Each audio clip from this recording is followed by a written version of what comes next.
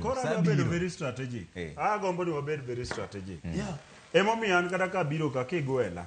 Mae hango na bire studio mar Ramogi kawacho ni an chairman mar national mar chama mar PPA. Chon ninga UDA coordinator. Tawacho nikeche as a strategize an okadwa go siasa ma press. Kaki winjo chwakore kako chwakore. Maka Ondiek chwakega. Press ago ga mati bako ga press mang'eny. Alan maka to age kaka tiyo gi wuoyi piny kocha. Gima timore niya nasego kwano ni kalure gi kaka riwruok osebede koro bede kinde jakom gi. Most likely President William Ruto ka jakom dhi konye bedo president. Oko bidwaro niya no kel ja UDA moro madwa antagonize jakom. But wambe kaka oganda obiro dwaro jok madwa antagonize jomochunga.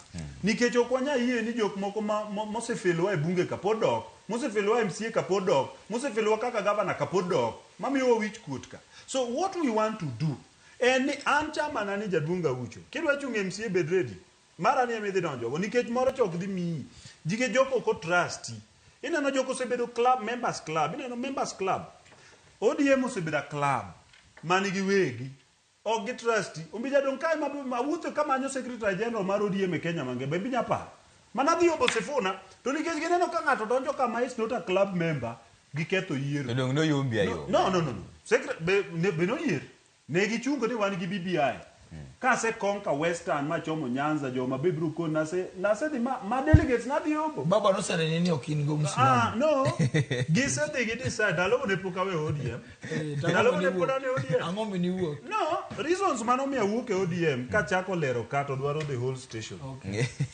The reason momi ukora kelo chama ni dwa solve problems manane ne ODM. Reason number 1 en ni sama joma tindo anwe ura market ngane gaucho kikulawa kigiketu lawa we uru we adhi eliete no kigiketu de woro adhi eliete aland PPA nan ka se dhi eliete alando PPA nan abro manyo candidate mang'eni gidhi tuono nikech club membership cha ok di mi ok di bedo member cha kora abiro mi ni bwana Mbija inago kwandi ok di mi bia mi otiko chaklando gi marani jo nyakacho dhi oyiri kako Mbija gi PPA ok ni kako Mbija moting bade.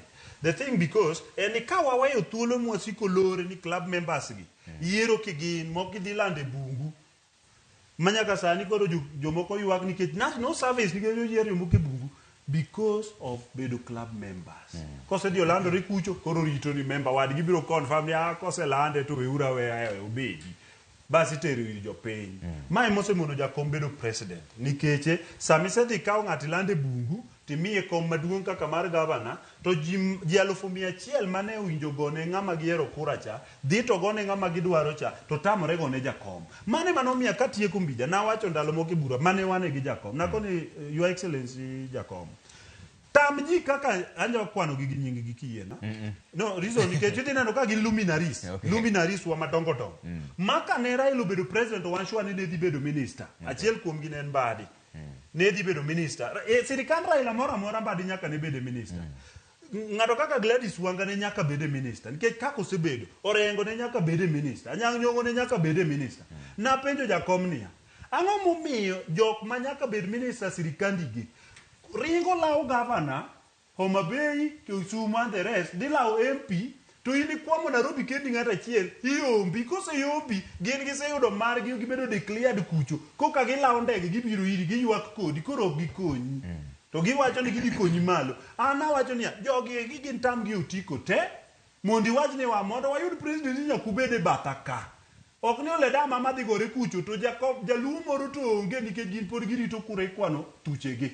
Mae mana wacho club members dwaro kombe gi mokwongo giduogo gi kwera ni aga ucho ni Raila to gweyo ni gimichame mari gima kiki gigen ni gin gikwongo giyudo kombe gi kata jakom fail ana we bedo MCA Kibiri ward mana dhi ombe nikech nyaka na Cyprian Awiti bedo governor nikech ne jakara chonjwa kendo ne jathurwa an dina bedi jakom nya yine thuolo moda beda rit koche kucho dine wagore gole dama ma wan dogo wabunde gaja to kuche ok